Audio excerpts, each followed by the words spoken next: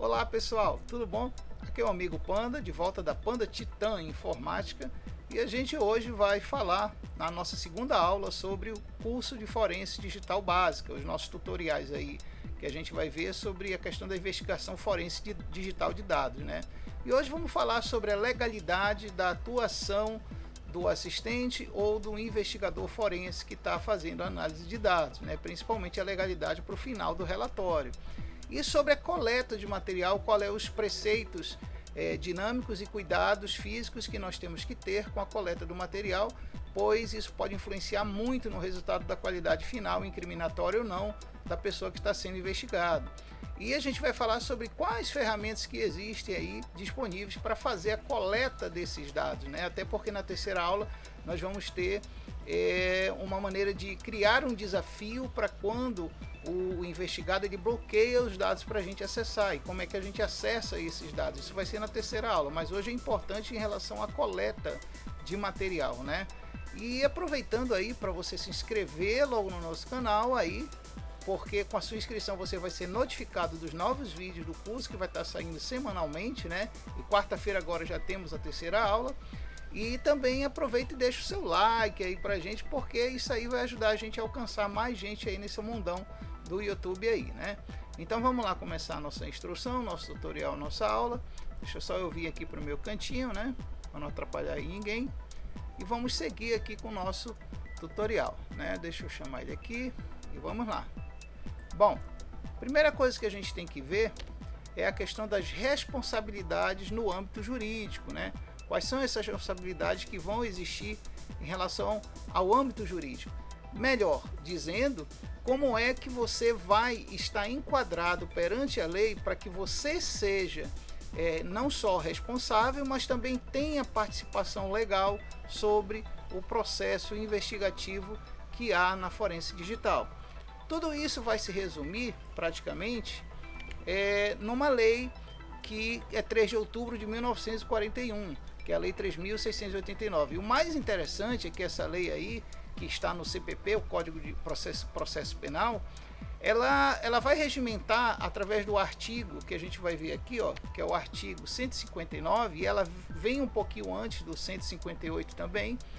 O mais interessante é que de 1941, quando começou as primeiras questões de experiências digitais pelo mundo inteiro, era a premissa de mais 2 anos à frente, que iria ser o ápice da Segunda Guerra Mundial, e essa lei ela vem regimentar a questão de toda pessoa que é gabaritada no âmbito digital ou no âmbito matemático de forense para poder analisar dados, caso esses dados sejam realmente digitais ou de alguma espécie matemática específica. Então, por isso que nessa data de 1941, quando surgiu a era digital, essa lei veio de bom agrado e casou bem com a época do surgimento dos primeiros computadores em si, né? A gente tem que lembrar que o artigo 159, em relação à responsabilidade jurídica, ele diz que o exame de corpo de delito, quer dizer, quando ele fala corpo, ele não fala em relação a cadáver, essas coisas não, ele está falando em relação aos objetos de delitos envolvidos, seja ônus da prova, seja evidência da causa ou coisas específicas, né? E outras perícias deverão ser realizadas por perito oficial. Então a lei já dá uma premissa de que o perito tem que ser oficial, portador de diploma de curso superior, ou a gente vai ver até mais na frente que ele pode estar cursando já o nível superior nessa área de perícia em si, né, de forense, tá? E isso aí, no caso da lei de 2008, é que vai dizer no que ele tem que ser formado, quais as características de base científica que ele tem que ser formado. Lógico que na questão de matemática, processamento de dados, na questão de uso até de linguagens específicas de programação como C, Python hoje em dia, né? Hoje em dia o Python é muito utilizado nessas questões matemáticas forenses e outras coisas pertinentes dessa área de educação e de aprendizado forense digital e matemático. Bom, o parágrafo 1º que fala dessa questão do artigo 159 é que na falta do perito oficial, quer dizer, na falta daquele que não é legitimado pela instituição do Ministério Público ou organizacional investigativa ou até federal que seja, No caso de não ter o perito, o exame será realizado por 2 pessoas idôneas, portadoras de diploma de curso superior, preferencialmente na área específica. O que ele quer dizer com específica? Ele quer dizer que a pessoa que for atuar no lugar do perito oficial da instituição, ela pode ser de fora. Por exemplo, se a Polícia Federal for fazer uma investigação forense e está numa pressa de fechamento processual do caso, e a perícia ainda não foi concluída, ela pode ser concluída por alguém de fora do âmbito da Polícia Federal, mas desde que ela tenha também o curso superior voltado para aquela área específica que ela vai terminar a análise. Por exemplo, se ele estiver fazendo uma análise de acesso de redes, rastreamento de e-mail, essas coisas para poder ter a evidência do crime, no caso ele tem que ser formado na área de redes. Tá? Ele não precisa ser formado na área de forense, mas se ele souber a técnica básica, que é o que eu vou ensinar nessas 10 aulas aqui do curso, e tiver o conhecimento e o diploma de redes, de administração de redes, e conhecer redes, ele já vai poder atuar no lugar daquele perito oficial da instituição que não pode estar presente naquele momento. Tá? Vamos lá então. O parágrafo 2 desse artigo da lei fala que os peritos não oficiais, quer dizer, aqueles que não fazem parte da instituição, como eu acabei de falar, prestarão um compromisso de bem e fielmente desempenhar o cargo. Quer dizer, isso quer dizer responsabilidade e boa índole, no sentido de querer fazer realmente justiça plena, certo? Seja inocentando o acusado, seja tendo a evidência para incriminar de vez o acusado ou o investigado, tá? Então tem que ter esse compromisso de bem e de responsabilidade, caso não seja o perito oficial da instituição. Lógico que o perito oficial da instituição já tem todo o compromisso contratual e vínculo de emprego para poder fazer isso aí, né? Então vamos lá. Serão facultadas ao Ministério Público, ao assistente de acusação, tá? Ao ofendido, quer dizer, a outra parte também, ao requerente e ao acusado, a formulação de quesitos e indicação de assistência técnico. Isso quer dizer o seguinte, que tanto uma parte do Ministério Público que está investigando forensicamente, ou da instituição federal ou de órgão de segurança pública, tem que dar o direito também ao ofendido de ter um respaldo de relatório ou de informações sobre o que está sendo feito durante a perícia forense ou a perícia investigativa. Quer dizer, ele não pode ficar a ver navios, a não ser que, por determinação de juizado e de processo em juízo, a investigação seja de sigilo 100% investigativo. Aí nem a parte lá acusada, caso esteja sob custódia, não poderá ter as informações até o final da análise forense. Ele vai ter quando a análise forense estiver totalmente concluída, tá? Vamos lá, continuando então.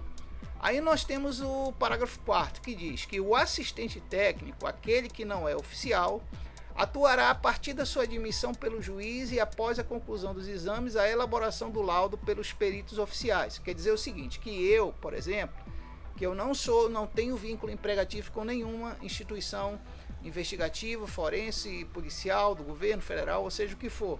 Eu posso ser chamado, já que eu sou diplomado superior, eu posso ser chamado, e nisso chamado eu entro lá como assistente, faço todo o exame, repasso para um perito oficial ou alguém oficial da instituição. Claro, como diz no artigo anterior, tem que ser formado na área específica de matemática, computação ou forense, tá? Uma vez passado isso aí, o perito vai assinar, tá? Agora, a minha participação infraassinada no relatório ou no processo que vai ser descrito em relação à análise forense só vai ser permitida ali no documento final com o juizado. O juizado requerer. Coloca o nome da pessoa de bem que foi também contratada para fazer o serviço de análise pericial e forense da coisa. Então é por isso que eu também tenho que ser arrolado em juízo para que eu possa estar na documentação final quando tudo isso for feito. Okay? É exatamente isso que esse nosso parágrafo 4º quer dizer. Nós temos o parágrafo 5º, que não é o último, tem outros, mas eu vou ficar só até aqui, senão a gente vai passar um mês inteiro estudando o Código Processual Penal, mas essas são as mais importantes que eu estou explicando para vocês.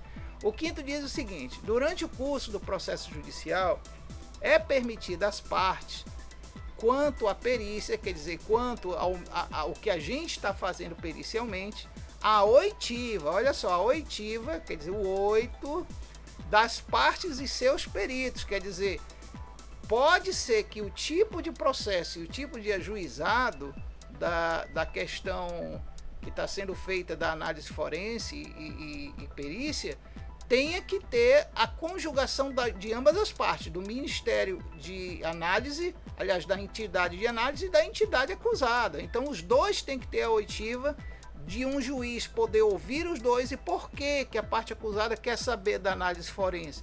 Por que a parte do Ministério Público não quer deixar a parte acusada ou investigada participar das informações? Então tem que haver uma oitiva para julgar isso e saber se ambas as partes devem participar ou não e acompanhar o desenvolvimento forense da investigação e da perícia, ok? Então esses cinco parágrafos do artigo 159, eles são muito importantes porque eles regimentam quem vai poder, quem não vai poder, quem vai poder ver, quem não vai poder ver, quem vai poder acompanhar, quem vai assinar, quem é legitimado e quem não é legitimado. Então por isso que é importante isso aqui, ó. É importante vocês decorarem esses 5 parágrafos aqui. E isso cai muito nas provas de certificação a nível de investigação forense ou de investigador forense, ok? Então vamos continuar aqui. Bom, outra coisa que agora a gente vai ver, que é de sumário importante, é qual é o ciclo da análise forense computacional. A gente já viu muito na aula anterior a questão de uma forma global, quais são as etapas que todo perito, toda análise forense vai passando, né? Mas a gente vai ver de forma mais estruturada qual é o ciclo da vida de investigação forense que você tem que fazer, seja qual for que você for fazer, se você for perito ou assistente, tá? O primeiro delas, que é o mais importante, que é esse que eu vou salientar aqui, ó. Esse talvez seja o mais importante de todos, tá? É a coleta, que nós vamos ver em bastante detalhes hoje, já que a aula de hoje é dedicada mais, o nosso tutorial e a aula é dedicada mais a isso aí, né? E essas exigências aqui da coleta, tá? Por quê? Tanto que eu mostro aqui que tem uma linha verde que vem lá do final e volta para cá, né? Essa linha aqui. O mais interessante, deixa eu só tirar aqui, o mais interessante é que você vê que a linha vem aqui, ó, vai embora e retorna para cá. Isso quer dizer, em forma analítica, falando analiticamente, que os resultados aqui, ó, obtidos aqui em cima, eles vão depender estritamente da qualidade da tua coleta de dados lá. Não só de dados, mas também, como hoje a gente vai frisar, de material, tá? É como eu falei na aula anterior, não é o policial chegar lá com alvará, arrombar a porta do cara, pegar as coisas e jogar na mala lá do carro. Jogar não é assim não, tá? Você tá mais prejudicando a tua investigação do que realmente fazendo o teu trabalho de policial forense digital, né? Então vamos lá. Uma das coisas mais importantes é, primeiro, que a área tem que ser isolada, certo? Isso é importante porque o investigado, se tiver lá na hora, ou filiados do investigado, que sejam, vão querer atrapalhar a tua investigação de qualquer forma, ou evitar que você leve o material de lá. Então tem que se isolar a área, isso é importante. Coletar as evidências. Bem, a evidência é material, tá? Porque a não ser, como a gente vai ver na próxima aula, de você ter alguma coisa impedindo que você leve o material, e você tem que fazer a coleta de dados lá, ó, na hora. Mas nesse caso vai ter alguns desafios que, com certeza, se o investigado for realmente um criminoso de culpa cutânea, que a gente chama, quer dizer, total culpa reconhecida pelo âmago dele, ele sabe que ele é criminoso, então nesse caso ele vai botar um monte de bloqueio para você levar o equipamento, e às vezes lá na hora, quando você quiser resgatar dados ou buscar dados dele, vai ter bloqueios lá que nós vamos ver na terceira aula, como desfazer esses desafios de bloqueio, tá? Aí nós temos garantir a integridade do material, não só sua, lógico, que se o cara realmente for um criminoso periculoso mesmo, ele pode até querer te matar, né? Mas não é o caso. Então, a gente tem que manter a integridade não só física, mas do material que tu tá levando. Por isso que eu digo que esse negócio de pegar lá e jogar na mala do carro, não, está errado, tá? Tem que ter todo um cuidado específico para isso. Identificar os componentes, como a gente vai ver num vídeo. A gente vai ver um vídeo que vai explicar muito bem essas etapas aí da identificação do componente. Por quê? Porque muitas vezes se você for fazer diligências em mais de um local específico e você não tiver o cuidado de identificar corretamente com o número do processo, o número da diligência, número tal, e levar o material na marra e misturar com de locais diferentes e de pessoas investigadas diferentes, rapaz, vai ser uma confusão isso depois. Vai ter gente que vai levar a culpa do outro quando não devia levar, porque foi tudo mal identificado ou mal levado lá na diligência da perícia, tá? Embalar evidências, cara, é importante isso aí, usar embalagens coerentes, não é colocar qualquer saco plástico ou pior ainda de supermercado, tá? Não é para fazer isso. Então tem um procedimento específico para a gente fazer isso daí, tá? Vamos ver como é que tá aqui, então, beleza, então vamos lá. Outra coisa importante é etiquetar, como a gente vai ver na identificação, e criar uma cadeia de custódia, que é exatamente números que você vai colocar para que isso depois no processo vire cadeias de custódia, para você ter em prateleiras, ó, isso aqui é a cadeia do processo tal, isso é a cadeia de custódia do processo tal e assim por diante, tá? Muito bem. Agora, o que se faz de exigência em relação a essa coleta aí? O que se faz de exigência? Em primeiro lugar, nós temos que ter um material obrigatório. Eu vejo aí em TV que tem muita diligência de polícia municipal, estadual, civil, federal, que o cara chega lá com a mão, mete a mão em cima da massa, joga as coisas, faz do jeito que quiser.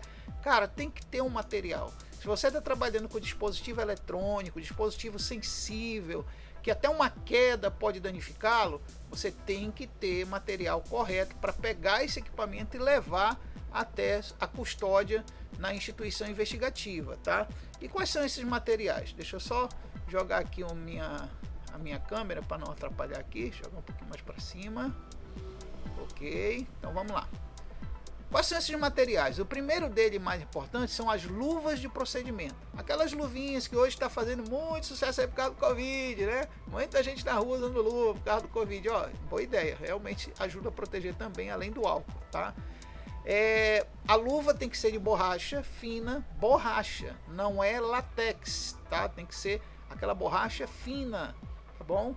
Luva de procedimento de borracha, que a gente chama de nitrílica 2, tem a nitrílica 1 que é mais fina e a nitrílica 2 que é uma borracha um pouco mais grossa, então não tão grossa, ela fica entre muito fina e muito grossa, então o ideal é usar essa daí. Você também tem que usar sacos bolhas, porque para evitar um impacto e arranhões, principalmente se esse tipo de equipamento tiver que ser evidenciado com o estado de uso dele. De repente o criminoso tinha um equipamento novo, você pegou, fez todo o procedimento errado e arranhou, quebrou ele. E aí o que acontece?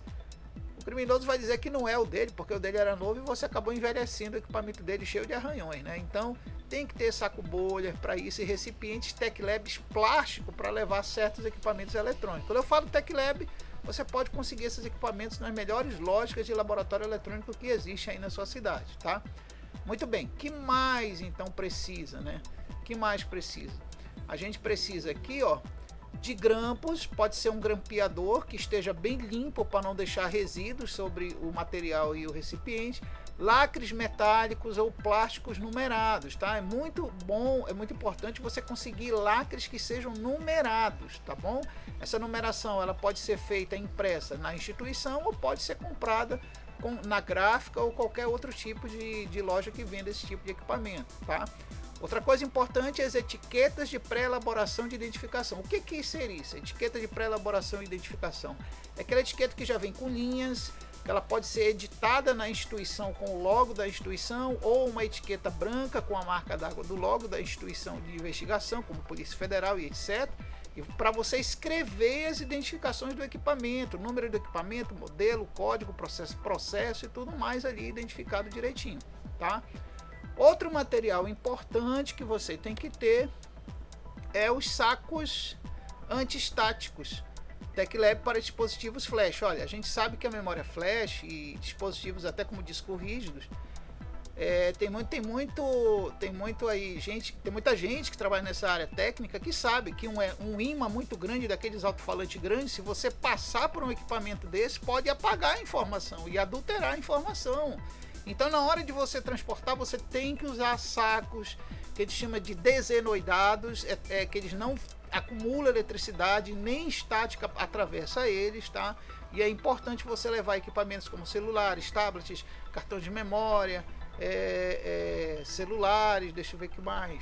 Qualquer coisa, disco rígido, disquete, fita magnética, levar tudo isso dentro desse tipo de acondicionamento para evitar a interferência de antiestática, eletricidade e magnética, tá? E também levar mídias novas, por exemplo, HDs novos, você tem que levar HD externo novo, HD interno novo, tem que levar cartões de memória novo, pendrive novo. Por quê? Porque muitas vezes a tua coleta vai ser local, vai ser lá com o cara. E aí você não vai poder levar o equipamento dele. Então você vai ficar um dia inteiro ali sobre judicia, na casa dele, que você entrou, fez a diligência, chegou lá e vai fazer toda a questão de capturar os dados dele. Tem que passar para mídias novas. Não se pode usar mídias velhas por causa da interferência de adulteração de dados, por vício de funcionamento da mídia. Então a gente tem que levar sempre as mídias novas para evitar esse tipo de problema, adulteração ou contaminação. Ok? Bom, então agora vamos para coisa boa aqui da aula, né? Já que a gente falou desse método físico de coletar os materiais eletrônicos do investigado ou do criminoso, a gente tem que aprender em vídeo como é que você vai trabalhar em cima dos lacres, como lacrar, identificar aqueles tipos de saco que eu falei. Então eu tenho aí preparado um vídeo, que é um vídeo que eu até falo e comento. Eu não vou falar porque o próprio vídeo vai comentar e a gente vai ver quais são alguns exemplos desses materiais e como operar em cima dessa coleta de material, ok?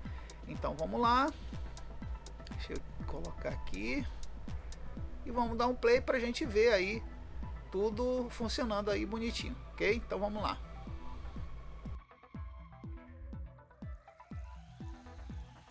Bom, isso aqui já dá para ver que é um gabinete. E outra coisa que eu esqueci de mostrar para vocês, tá? É importantíssimo que o equipamento mínimo que você vá utilizar seja a luva de procedimento, tá? Por quê? Porque a luva de procedimento, ela vai evitar uma das coisas mais básicas para quem faz a retroengenharia forense, que é a sua digital da mão. Você não pode deixar a sua digital no material que você vai ser analisado. Por quê? Porque existem casos em que os criminosos tendem a dizer que o material não pertence a eles, mas pelo exame digital a gente vê que a mão do criminoso já teve sobre o material. Então é importante que a tua mão não se envolva, a tua digital não se envolva com a do mediante lá do criminoso que praticou o crime digital, tá? Então tem que ter pelo menos isso aí como está mostrando no vídeo, a luva de procedimento. Então vamos lá, continuar o vídeo. Bom, aqui é uma CPU, como você pode ver, uma CPU, e aqui eu estou indicando o lacre, o local do lacre, que a maioria das CPUs não tem. Aí você pode dizer, mas professor, e se a CPU não tiver o lacre? Bom, deve ter algum buraco que você possa lacrar com a tampa.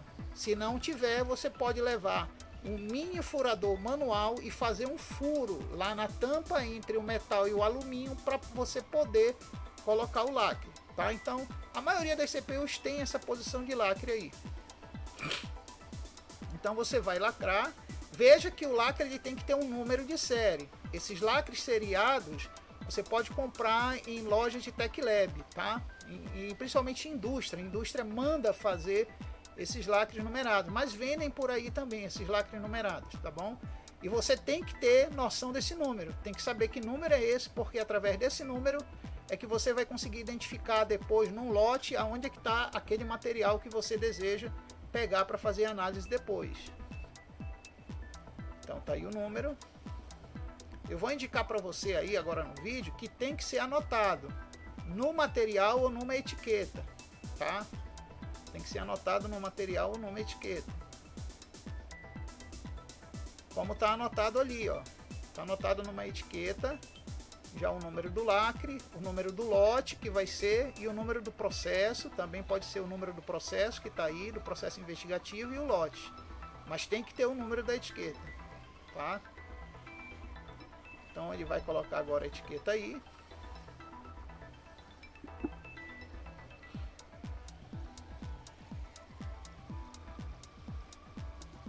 Veja que ele mostrou o lado que se insere a etiqueta, tá? Eu vou mostrar aqui, ó, novamente, que é esse lado que tem a ponta para fora. É dessa forma que você tem que inserir, não é da forma contrária. Porque da forma contrária você vai acabar esculhambando o trilho que faz o engate do lacre.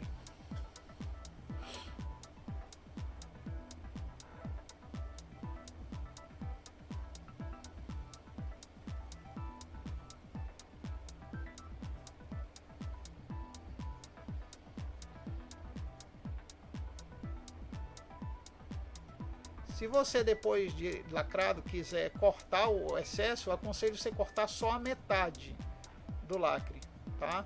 Só a metade ali do que ficou sobrando. Mas não corte perto do orifício de inserção, porque senão vai ficar fácil para alguém lá adulterar o teu lacre. Então corte mais ou menos até aqui só no máximo. Mas o ideal é não cortar, tá, pessoal? O ideal é não cortar. Bom, aí agora vem o seguinte, para saber se está realmente, você tenta abrir e não consegue.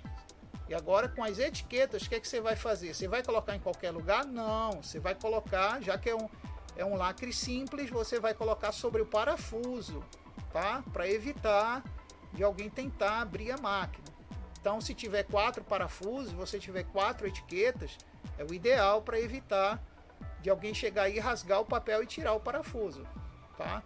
É claro que existem aquelas etiquetas que você pode mandar fazer que tem o chamado void, que é justamente quando você tira a etiqueta já fica a marcação de que a etiqueta foi retirada, tá?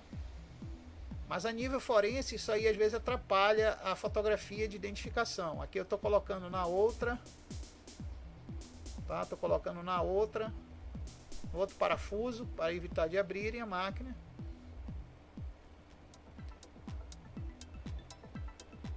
E pronto, tá aí ela lacrada direitinho, ok?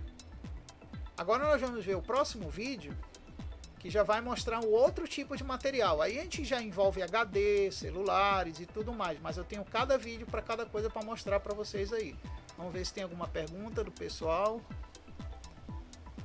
Isso, Dark, a contaminação não é só de corona não, viu, Dark? É a contaminação da tua digital, como eu falei no vídeo. O criminoso pode alegar de que o equipamento não é dele, mas existe a forensica digital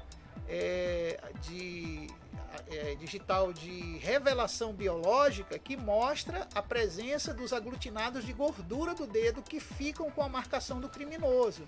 Então, com isso daí, o criminoso não tem como dizer, esse equipamento não é meu. Como que não é teu se está tua digital no equipamento? Então, a gente tem que evitar que a digital do perito, ou do ajudante técnico, fique no equipamento. Por isso que tem que se usar a luva. Então, vamos para o próximo vídeo. Aqui. Vamos lá. Não, é esse mesmo. Espera aí, deixa eu abrir outro. Aqui. Isso aqui já vai tratar da questão de outro equipamento, do HD, eu acho que é do HD, tá?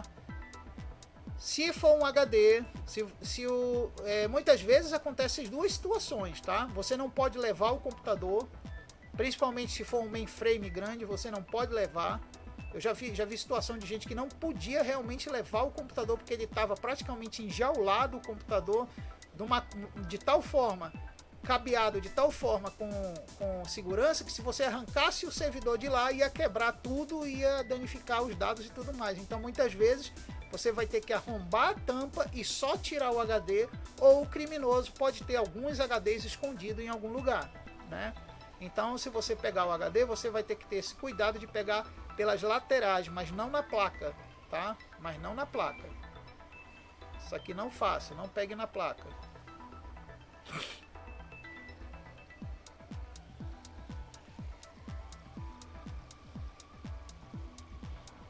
Bom, nesse caso, seria usar isso? Não. Por quê?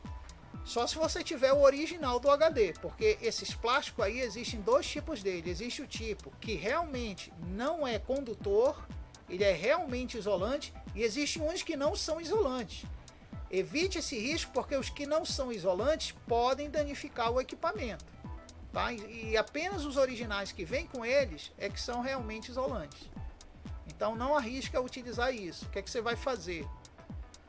Tá? Você não utiliza. Você vai numa loja de Tech Lab e vai comprar protetor de HD, que é isso daí, ó. Tá? Ainda existe algumas lojas de Tech Lab para vender isso aqui. Aqui, por exemplo, aqui em Manaus você acha na Alphatec, mas em outras cidades deve ter algumas Tech Labs que utilizam isso daí. Tá? Então o ideal é colocar aí dentro.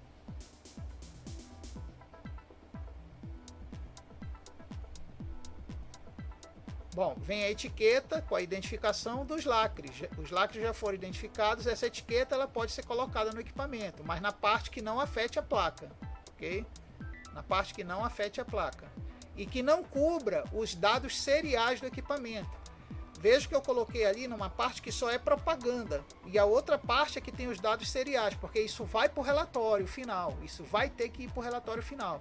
Então é por isso que você não pode cobrir a parte que tem os dados de seriais de produção e fabricação do equipamento. Feito isso, vamos colocar ele no protetor. E aí vem a questão, como é que eu vou lacrar isso daí? Tá? Você vai ter que fazer 2 orifícios, ou um, pode ser um também, mas o ideal aí, como o HD é de sumária importância na investigação, é de sumária importância, o ideal é você fazer 2 furos. Tá? Isso pode ser feito com um furador especial que você pode comprar em qualquer casa de eletrônica. Aí você vai colocar os lacres.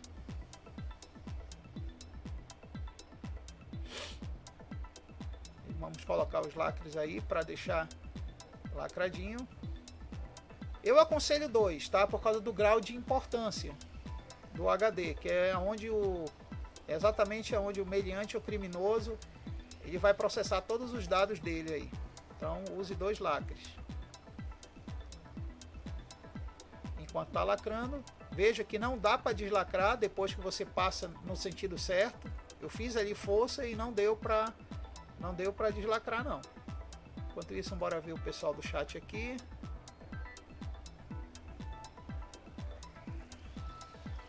E tá lá lacrando ainda. Então vamos aguardar e terminar aqui a lacração. Bom, como vai vir a etiqueta externa, a gente vai ter que segurar esses lacres aí com a etiqueta, tá? Que é o ideal. Bom, claro que existem etiquetas melhores. Como eu falei, você pode mandar fabricar aquelas que grudam com o sistema Void, que aí evita do cara ele retirar a etiqueta. Então tá aqui lacrado para ser utilizado. A vantagem desse case aí é que ele absorve mais impacto lateral do que aquela outra prateadinha. Vamos então para o próximo vídeo. O próximo vídeo aqui. A gente agora vai tratar das questões. Deixa eu ver agora, acho que vai ser do...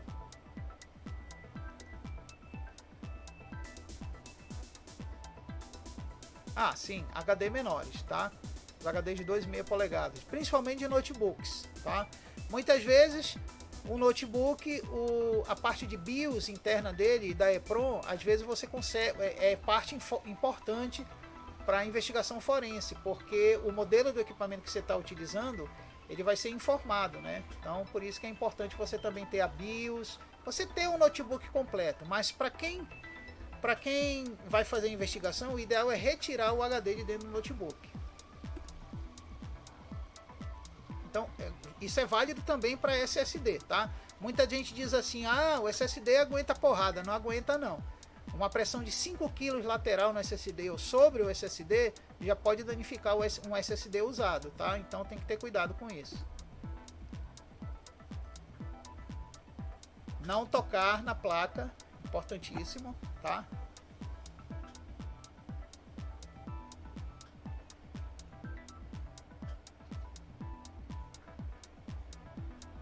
Enquanto vocês estão vendo aí, deixa eu ir ali rapidinho.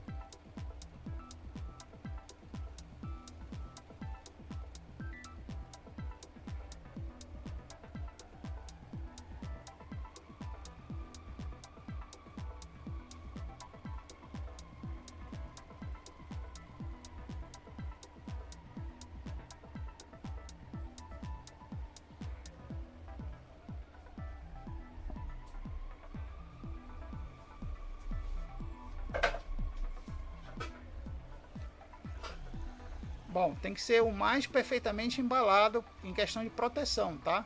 Como está mostrando aí a proteção dele. Agora, no caso do HD pequeno ou de um SSD, que são equipamentos menores, você tem que ter esse saco de isolamento, tá? Onde você vai escrever também os dados sobre o equipamento, sobre a coleta, sobre o processo, tá? E você vai ter aí um lacre que você vai poder abrir nesses sacos. Esses sacos são similares aos sacos que são usados em concurso público. São muito similares, tá? Então ele tem um lacre que você pode abrir o lacre, tá? Como você está vendo aí, ó.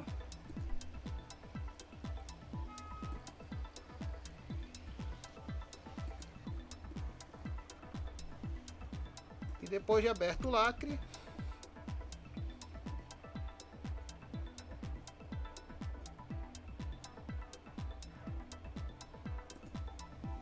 ele fecha. E vem aquela pergunta, mas a pessoa pode deslacrar um lacre tão simples desse, né? Não se você grampear o lacre, tá? Já que você não vai poder usar a nossa braçadeira lá com o número serial, você pode grampear o lacre. Por quê? Porque se esse grampo indicar abertura, é porque alguém tentou violar o lacre, que já está sobre o grampo, tá? Lembrando que você vai escrever aí os dados do processo, da coleta, tá? Do material, número serial do material e tudo mais, tá? Então isso vale tanto para HD como para SSD, tá, pessoal? Vale para os dois. Vamos agora para outro vídeo. Deixa eu ver se é esse aqui. Sim, sobre celulares, deixa eu voltar aqui. Sobre celulares e dispositivos menores de memória, como é que você vai levar ele da forma correta. Lembrando que esses daí são os que mais podem ter interferências, tá? Só não humanas, mas também interferências eletromagnéticas. Então, por isso que esse saco aí especial, ele é importante. Eu vou mostrar já já o porquê. Você vai pegar todos os dados sobre o modelo, como tá aí, que é um multilaser, né? A capacidade, se tiver algum número de série indicando, você vai anotar também e vai passar para o papel, para a etiqueta lá. Você vê que você tem duas etiquetas que você vai passar aí na etiqueta, ok? Agora eu vou mostrar o porquê que você tem que usar esse saco. Esse tipo de saco, você já deve ter visto que ele é preto por dentro. Por quê? Porque a camada interna dele é mais grossa e é uma camada de plástico emborrachado, justamente para evitar a interferência de contato de corrente, eletricidade ou estática ou campo magnético, tá? Então você vai também escrever o modelo do celular, a série do celular, tudinho ali. Se bem que tem linhas ali no próprio pacote que você pode escrever também. E o material de dentro é emborrachado, ó. Você vê que é uma borracha, tá? Uma borracha anoidada com tipo um esmalte. Então esse saco é o ideal para isso. Então o que é que você vai fazer? Você vai colocar o equipamento aí dentro. Ok? Bom, então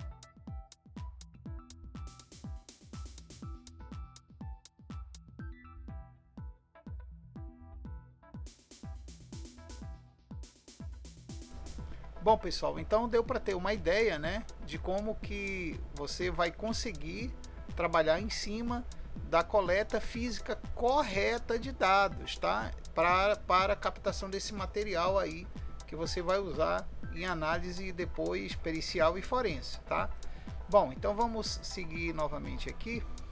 Deixa eu trazer novamente aqui para baixo e vamos seguir com a nossa apresentação aqui. Então, voltando aqui, a gente agora vai para o próximo slide e aqui a gente vai agora tratar de uma questão interessante. Qual a ferramenta correta que eu vou escolher para me fazer a análise depois que eu colher o material e tiver os dados? Quais são o rol de ferramentas que eu posso utilizar? Na realidade, quando a gente trata de ferramentas, na realidade a gente não vê que tem tantas assim dedicadas à forense digital. A gente vê que tem ferramentas que é dedicadas a outras coisas a nível computacional e que podem também ser utilizadas a nível forense, tá? Então, por exemplo, como diz aí, no âmbito oficial, quer dizer, em laboratórios oficiais forenses, A coleta digital local deve ser realizada fora do âmbito do sistema operativo do investigado, para pureza de dados, sem interferência de terceiros, de software ou malwares ou vírus. Isso é importante, tá? Muitas vezes o pessoal diz assim, tá, eu vou trabalhar já em cima do sistema operacional dele, ou eu vou trabalhar numa cópia do sistema operacional dele. Para ter essa pureza que é citada aí no parágrafo, o ideal é eu ter uma cópia da imagem do sistema dele e trabalhar em cima dessa cópia sem carregar o sistema operacional dele, tá? Porque pode ser que o próprio sistema operacional dele já tenha recurso para te atrapalhar na investigação desses dados aí. Então vamos lá, continuando. Em certos casos, deve-se fazer exceção, mas usando condições específicas, como modo de segurança ou paralisação de serviços e etc. Isso aí a gente já sabe que o ideal para manipular o sistema operacional é ter ele no modo mais puro carregado possível, né? Então vamos ver as ferramentas que podem ser utilizadas em cima do sistema operacional ou fora do sistema operacional em relação aos dados do investigado, né? Nós temos aí o Hiring Boot, que é muito conhecido no âmbito técnico de informática, né? O Hiring Boot ele tem muita ferramenta que vai te ajudar a desbloquear coisas que o próprio investigado desbloqueia, sem falar isso sem falar na recuperação de dados de algumas ferramentas que você pode fazer no Hiring Boot. E o legal é que o ambiente programativo do Hiring Boot, assim como alguns dos aplicativos que tem lá, a maioria é feita em Linux. Então isso já é bacana porque já nos ajuda a ter ferramentas livres para poder fazer esse tipo de análise. Bom, você pode usar comandos específicos que nós vamos ver no decorrer das aulas, quando a gente estiver fazendo a evidencialização dos dados, né? Tornando os dados evidentes, e a gente vai usar vários comandos Linux que existem em algumas distros. Olha isso que é bacana, existem algumas distros que são específicas para trabalho digital forense, como é o caso do Kane, que é bem antigo, o Deft, que é muito famoso em outros países, o Paladin, que é muito famoso na Europa, e o Swift, que já foi descontinuado há um certo tempo, mas está voltando agora. O que é legal é que essas 4 citadas aí, elas são, na maioria dos países, na Interpol e até em casos de precedentes jurídicos no Brasil, elas são aceitas como instrumentos válidos de investigação e evidência forense, tá? Então você pode incluir eles no relatório que o juiz, se ele for procurar, o assessor que faz o procedimento técnico processual, ele vai procurar e vai ver que essas 4 são realmente certificadas para trabalho forense, tá? Bom, ferramentas Windows forense a gente também pode utilizar, mas não podemos esquecer que o Windows, por ser proprietário, né, ele não tem certas licenças específicas para isso daí, mas ele tem muito recurso de software forense, que são aqueles softwares que não são para Linux, mas eles podem ser instalados no Windows e fazer o trabalho forense dentro do Windows. Aí eu estou citando algumas, como o FTK, o Magnetic Aquarium, o USB Logview e assim por diante, tá? Bom, observação importante, vamos lá.